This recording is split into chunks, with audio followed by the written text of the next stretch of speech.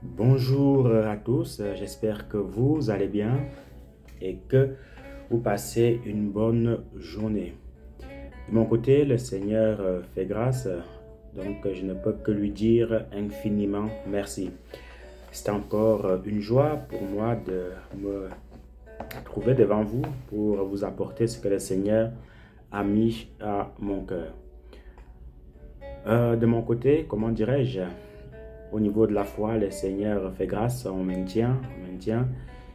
Et j'espère que c'est le cas aussi de votre côté, malgré les persécutions, malgré les tribulations, malgré les temps difficiles. Donc, je nous encourage juste à continuer à prier mutuellement les uns les autres, les uns pour les autres, car vous savez, hein, Jésus avait besoin aussi que les disciples puissent prier pour lui, ce qui veut dire que qu'on soit grand ou qu'on soit petit, on a toujours besoin des prières des uns et des autres. Vous voyez un peu. Personne n'est arrivé, personne n'est encore arrivé. Le seul moment où on saura qu'on est arrivé, ça sera quand on sera au ciel. Vous voyez. C'est pour ça que la Bible dit que celui qui est debout prenne garde de ne point tomber, dans la mesure où on peut croire que parce qu'on se sanctifie, parce qu'on lit la Bible, parce qu'on apporte des enseignements, parce qu'on prie, qu'on est forcément sauvé. Non, non, c'est pas une course de vitesse, la marche chrétienne, mais c'est beaucoup plus en fait une course de résistance. Il faut résister dans ces choses-là de manière long terme, hein, vous voyez, de manière long terme. Raison pour laquelle je nous encourage tous à vraiment tenir bon, à surtout prier les uns pour les autres, et c'est ça qui nous aidera à atteindre le ciel. Donc voilà un tout petit peu, mon frère, ma soeur, le petit encouragement que j'avais pour nous avant de poursuivre. Au jour d'aujourd'hui, nous allons parler de qui es-tu, le verset de Zacharie, ou plutôt le chapitre de Zacharie, chapitre 4, le verset 8, le verset 6 au verset 8. On se souvient tous de ce verset-là qui dit « Qui es-tu, grande montagne devant Zorobabel ?» Qui es-tu, grande montagne devant Zorobabel? Pour ce faire, nous allons lire deux petits textes qui vont illustrer ce que nous sommes en train de dire. Alors, Zacharie chapitre 4, le verset 6 au verset 8. On va commencer un tout petit peu plus haut, à partir du verset 5. Et l'ange qui parlait en moi me répondit, « Ne savez-vous pas ce que c'est? Non, mon Seigneur, lui dis-je. » Et il me dit ensuite, « Voici la parole du Seigneur à Zorobabel. Vous n'espérez ni dans une armée, ni dans une puissance, mais dans mon esprit, dit le Seigneur des armées. Qui êtes-vous, ô grande montagne, devant Zorobabel? Une plaine. Il posera la première pierre du temple et il rendra le second aussi beau que le premier. » Amen. On va lire un deuxième texte dans Luc chapitre 17, le verset 1 au verset 6. Luc chapitre 17, le verset 1 au verset 6, qui dit: Jésus dit à ses disciples, il est impossible qu'il n'arrive pas de scandale, mais malheur à celui par qui ils arrivent. Il vaudrait mieux pour lui qu'on lui attachât au cou une meule de moulin et qu'on le jetât dans la mer que de scandaliser l'un de ses plus petits. Prenez garde à vous, si votre frère a péché contre vous, reprenez-le et s'il se répand, pardonnez-lui. S'il pêche contre vous cette fois dans un jour, et que cette fois le jour il revienne vous trouver et vous dise, je me répands, pardonnez-lui. On va aller au verset 5. Et les apôtres dirent au Seigneur, augmente-nous, augmente la foi en nous. Augmente la foi en nous. C'est beaucoup plus le verset qui nous intéresse ici. Donc, il y a encore d'autres versets qui peuvent accompagner ce que nous sommes en train de dire. On va beaucoup plus s'attarder sur ce qu'on a lu, principalement sur Zacharie chapitre 4. Qui es-tu, grande montagne, devant Zorobabel? Qui es-tu, grande montagne, devant Zorobabel? Pour un tout petit peu illustrer, raconter un tout petit peu, excusez-moi, raconter un tout petit peu l'histoire. Vous vous souvenez, lors de la déportation des Juifs à Babylone, Jérusalem avait été détruite, la ville cassée, tout était fini, tout était en ruine. Il était question de reconstruire tout cela, de rebâtir tout cela. Et c'était lors de la seconde déportation, donc au temps de Néhémie, et au temps de Zorobabel, ainsi de suite, ainsi de suite. Donc, il était vraiment question de rebâtir tout cela. Et l'homme que le Seigneur avait choisi parmi tant d'autres, parce que vous savez, il y a eu toute une file de personnes. Il y a eu Zorobabel, il y a eu Esdras, il y a eu Néhémie, il y a encore eu d'autres en fait qui se succédaient pour rebâtir justement la muraille de Jérusalem qui avait été détruite, rebâtir toute la ville. Mais sur ce livre de Zacharie ici, il s'agit de Zorobabel. Zorobabel était un dirigeant, Zorobabel était un chrétien, Zorobabel était un véritable serviteur de l'Éternel. Et le Seigneur lui avait accordé la charge justement de participer à la reconstruction. Mais cette reconstruction-là n'était pas une simple affaire. C'était vraiment un chantier. Un chantier, imaginez-vous, on vous dit que votre pays est détruit. Voilà, la capitale de votre pays est détruite. Il faut tout rebâtir. Il faut tout rebâtir. Vous comprenez par là que il y a eu des centaines de millions de personnes qui ont perdu des maisons, des centaines de millions de personnes qui ont perdu beaucoup de choses. Donc, il faut tout remettre à neuf. Ce n'est pas du tout évident, frères et sœurs. Donc, Zorobabel ayant été choisi par le Seigneur, et ici, le Seigneur va dire à Zorobabel que c'est toi que j'ai choisi pour rebâtir ma ville. Et ce qui est intéressant ici, frères et sœurs, voyez-vous, c'est que ici, le Seigneur va personnaliser la montagne. Le Seigneur va prendre la montagne comme une personne. Voyez un peu. Puisqu'il va lui dire, qui es-tu, grande montagne, devant Zorobabel? Ici, la montagne, comme vous le savez déjà, ça représente justement ce grand travail, cet énorme travail qu'il fallait rebâtir, qu'il fallait reconstruire. Ce n'était pas une mince affaire. Ce n'était pas du tout évident. Puisque ça demandait beaucoup d'efforts. Alors le Seigneur va dire à la difficulté qui était devant Zorobabel, le Seigneur va dire à tout ce problème, à toute cette montagne, à tous ces murs, toute cette ville, tous ces travaux que qui es-tu, grande montagne, devant Zorobabel? En gros, qui es-tu, problème, devant mon serviteur? Voilà en fait tout ce dont cela veut dire. Qui es-tu, problème, devant mon serviteur? Tu es qui, problème, devant mon serviteur? Donc en gros, pour conclure avant la conclusion, c'est que le Seigneur est en train de dire au problème que, écoute, tu vas être déraciné, que tu n'es rien devant mon serviteur, que tu ne vaux rien devant mon serviteur. Voyez un peu. Donc ici, frères et sœurs, qu'est-ce qui se passe encore? Le Seigneur va le mandater et les travaux vont commencer. Il va faire sa part. Après, d'autres serviteurs aussi vont suivre par la suite, ainsi de suite, ainsi de suite. Voyez un peu. Donc, une fois de plus ici, maintenant, pour mettre ça de manière pratique, pour mieux illustrer cela et prendre ça de nos jours, en fait, le Seigneur est en train de nous dire qu'à chaque fois que nous avons un problème, à chaque fois qu'une situation se trouve devant nous, nous ne devons pas désespérer. À chaque fois qu'il y a un problème, à chaque fois qu'il y a un obstacle, nous ne devons pas désespérer. Vous voyez, même la maladie que nous avons, il faut seulement dire à la maladie que qui es-tu, grande montagne devant Zorobabel. Donc en gros, qui es-tu, maladie, qui es-tu, cancer, qui es-tu, handicap, qui es-tu devant moi, tout simplement.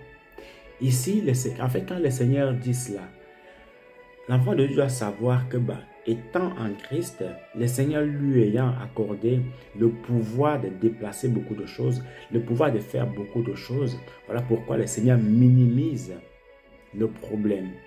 Donc l'enfant de Dieu doit aussi apprendre à minimiser beaucoup de situations qui se passent devant lui.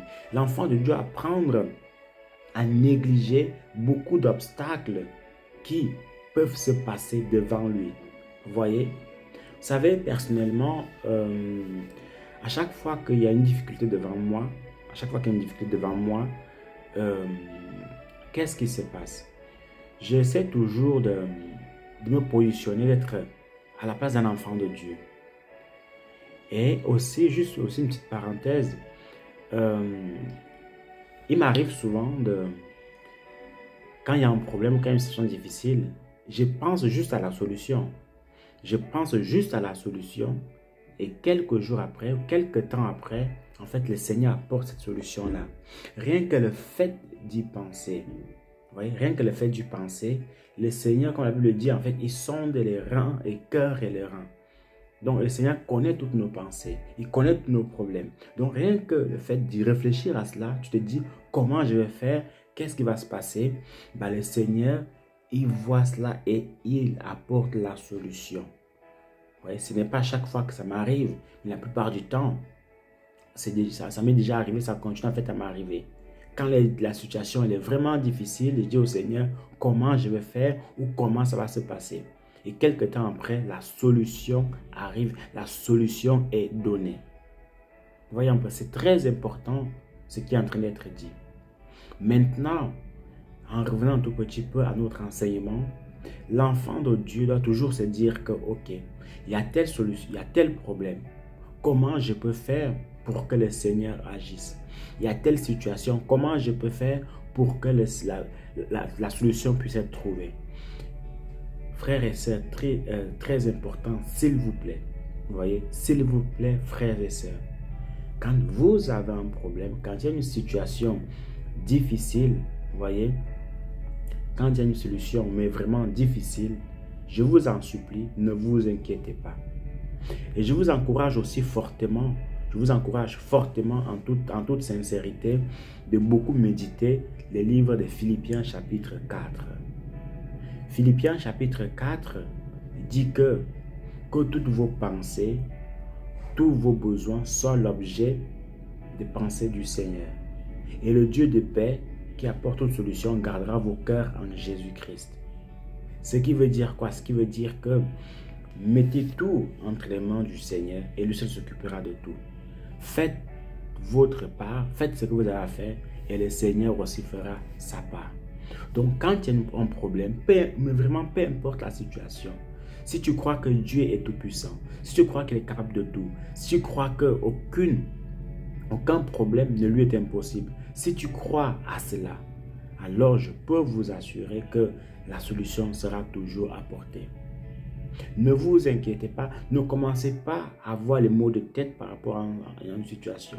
Ne commencez pas à vous troubler. Ne commencez pas à chercher des solutions faciles. Confions-nous au Seigneur. Un autre exemple, il y a pas mal de temps de cela en arrière, je réfléchissais par rapport à une situation pour le travail. Vous voyez, pour le travail. Je disais au Seigneur, bon, Seigneur, accorde-moi d'avoir un travail, voilà, de travailler et tout ça, et de continuer ton œuvre. Et je disais aussi au Seigneur que, parce qu'avant, j'avais un boulot à mi-temps, donc moitié du temps, 4 heures par jour, et c'était plus ou moins suffisant et tout ça. Mais je voulais évoluer, avoir un travail à plein temps, donc 8 heures. Et dans ma prière, je disais au Seigneur que c'est toi qui le mets de toutes choses. Alors, je te demande aussi, oui, je demande aussi en fait un salaire. Quand j'ai prié, je disais que minimum telle somme, maximum telle somme. J'ai prié à genoux, les genoux par terre, j'ai intercédé. Et qu'est-ce qui s'est passé? Et d'ailleurs, avant même que de trouver ce travail à plein temps là, qu'est-ce qui s'est passé? Mon travail à mi-temps, déjà vous travaillez à mi-temps, et vous devez faire chaque jour 1h10 de trajet. Donc, en conclusion, en fait, tout votre argent partait dans le carburant et sur la route. Quasiment tout votre argent partait dans le carburant et la route que je faisais. Puisque c'est dans les 35 minutes comme ça, aller et 35 minutes retour. Je disais au Seigneur, bon, Seigneur, fais quelque chose, fais quelque chose, fais quelque chose dans ma prière. Et quelques temps après, je vous promets que le Seigneur a ouvert les portes en fait. Il m'a accordé un travail à plein temps et avec une distance 2 fois moins que ce que j'ai parcouru. Donc en gros, dans les 15 minutes comme ça, 15-17 minutes, vous voyez, dans la prière. Et pareil pour le salaire. Le Seigneur m'a donné un salaire que je lui demandais par rapport au maximum que je lui demandais. Donc mon frère, ma soeur, il ne faut pas craindre. Il faut seulement rester tranquille, prier le Seigneur. Aucun problème ne peut dépasser le Seigneur. Et comme on dit dans le monde, ou comme on dit tout simplement, tout court, c'est que à chaque problème, une situation. Il ne faut pas désespérer. Il ne faut pas du tout désespérer. À chaque fois qu'il y a un problème, il y a toujours une solution. Un problème, une solution. 2 problèmes, 2 solutions. 3 problèmes, 3 solutions. C'est aussi simple que ça, mon frère, ma soeur. Voyez un peu. C'est aussi simple que ça. Ne désespérons pas. Ne désespérons pas. Continuons seulement en fait à prier. Continuons seulement en fait à faire confiance au Seigneur. Et le reste viendra tout seul. Ça, je peux vous le garantir, je peux vous le promettre. Le Seigneur va poser la question: qui es-tu, grande montagne? Qui es-tu, travail devant mon fils? Qui es-tu, problème devant mon fils? Vous avez un problème de papier, mon frère, ma soeur, prie seulement. Tu as un problème de visa, mon frère, ma soeur, prie seulement. Tu veux te marier, mon frère, prie seulement. Tu veux faire tout ce que tu veux. La prière est la solution à toutes choses. La prière est la solution à toutes choses. Et même si tu ne vois pas les résultats tout de suite, reste calme, continue à prier. C'est sûr, l'ennemi viendra et te dira: oh, ça fait des années que tu pries, ça fait des mois que tu pries, ça fait des semaines que tu pries, mais il n'y a pas de solution. Non, ce n'est pas qu'il n'y a pas de solution, mais le Seigneur veut voir jusqu'où tu es prêt à y aller pour ta bénédiction. Le Seigneur est prêt, il veut voir jusqu'où tu es prêt à te suer, tu es prêt à gémir, tu es prêt à souffler, tu es prêt à transpirer pour que la solution puisse te venir. Comme je vous disais avant, quand je priais par rapport au petit témoignage que je viens de rendre avec le travail, 1 demi-heure à genoux, frère, à genoux, 1 heure à genoux, 3/4 d'heure à genoux. Ce n'est pas la prière que vous faites étant debout. Attention, je ne suis pas en train de critiquer la prière étant, étant debout. Non, non, non, non, non. Vous priez comme le Seigneur vous met à cœur. Mais le secret que je peux vous donner en tant que serviteur de Dieu, en tant qu'enfant de Dieu, si vous voulez vraiment que les choses se déclenchent, la prière à genoux est la meilleure des prières. Pourquoi? Parce que la Bible dit que tout genou fléchira devant le Seigneur, toute langue confessera. Donc, en te mettant en genoux, vous voyez, en te mettant en genoux, tu es en train de prendre la position de l'humilité devant le Seigneur. Même dans le monde, quand on veut demander pardon à quelqu'un, on a tendance à se mettre à genoux devant la personne. En fait, c'est pour montrer à la personne que ce que j'ai fait, c'est tellement mauvais, ou j'aimerais tellement ton pardon, voilà pourquoi je me mets à genoux. Et quand tu te mets à genoux comme ça, la personne devant qui tu te mets à genoux, qu'est-ce qui se passe? Elle ne pourra quasiment que te pardonner. Parce qu'elle voit ta position d'humilité. Mais attention, je ne suis pas en train de dire qu'il faut se mettre à genoux devant un homme en tant que chrétien. Non. On ne doit pas se mettre à genoux devant un homme, devant qui que ce soit, si ce n'est devant le Seigneur. C'est quelque chose que moi, je condamne fortement avec la plus grande énergie. On ne doit pas se mettre à genoux devant un homme, peu importe. Si c'est pour prier, alors tu te mets, tu t'assois, tu es debout pour qu'on prie pour toi. Tu comprends un peu? Voilà. Tu te lèves pour que la personne prie pour toi. Et si tu te mets à genoux, il faut aussi que l'autre personne aussi en fait se met à genoux. Comme souvent vous êtes au même pied d'égalité. On ne doit pas se mettre à genoux devant un homme, sinon devant le Seigneur. On ne peut même pas prouver cela, mais de manière biblique. La seule façon qu'on peut prouver cela, c'est par des raisonnements. Et la Bible ne se fait pas des raisonnements. Donc, voilà un tout petit peu. Mais toujours, c'est que frères et sœurs, à genoux dans la prière, en intercédant, comment dirais-je, en faisant des prières de combat, vous devez, par la grâce de Dieu, ouvrir les portes qui sont fermées. Vous devez prendre autorité. Vous devez détruire toute chose qui se met devant votre chemin, qui vous empêche votre bénédiction. Intercédez comme des soldats, comme des soldates. Et vous allez voir comment le chemin va s'ouvrir, comment les choses vont devenir plus limpides et la bénédiction viendra tout simplement. Mon frère, ma soeur, n'oublie jamais cela. Que le Seigneur veut surtout te voir. Il veut voir jusqu'où tu es prêt à y aller. Il veut voir jusqu'où ce que tu es prêt à faire pour obtenir ta bénédiction, pour obtenir la grâce de Dieu dans ta vie. Il y a des gens qui sont malades. Tout ce qu'ils savent faire, c'est pleurer. Seigneur, tu m'as abandonné. Seigneur, tu m'as abandonné. Mais n'accorde même pas 5 minutes à genoux pour prier. Il y a des gens, leur vie, ça ne va pas. Blocage à gauche, blocage à droite. Ils savent seulement pleurer, se lamenter et dire, Seigneur, ça ne va pas. Non. Mets-toi à genoux, prie le Seigneur, intercède. Et tu verras que la montagne qui est devant toi va se briser. La montagne qui t'empêche d'avoir ta bénédiction, elle va se briser, elle va se fracasser devant le Seigneur. Ça, c'est une certitude. Vous voyez, ça, c'est une certitude. Aucune montagne ne peut te dépasser en tant que chrétien. Aucune. Aucune. Si elle te dépasse en tant que chrétien, c'est qu'elle dépasse aussi le Seigneur.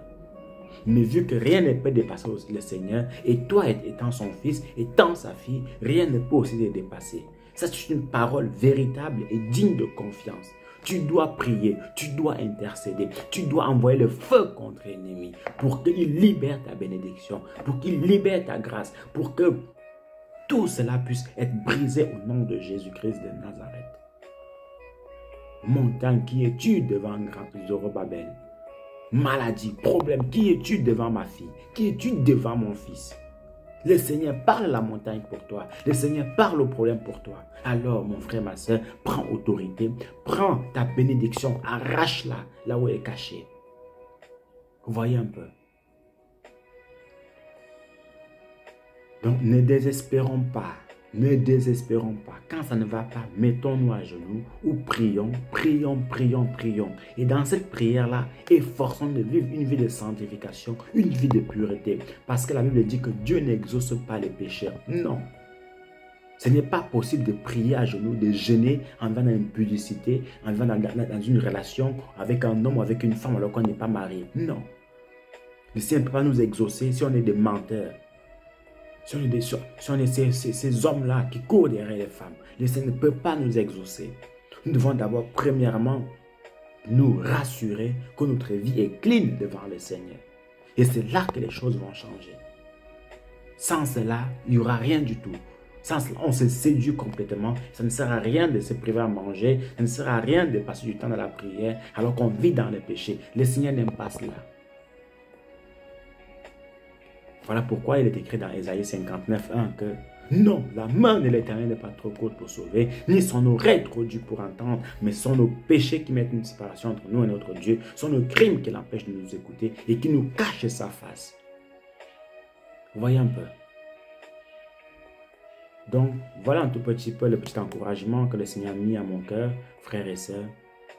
Aucune montagne ne peut te dépasser en tant qu'enfant de Dieu. Aucune. Aucune. Aucune ne peut te dépasser.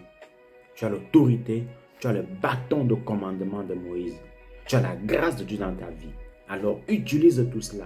Prends l'autorité, prends le dessus sur le problème, prends le dessus sur toutes ces choses. Peu importe, mariage, papier, travail, maladie, tout. Tu dois prendre l'autorité. Et tu verras que ta vie ne sera plus la même qu'avant. Prenez soin de vous. Et on se dit à bientôt. Bye bye.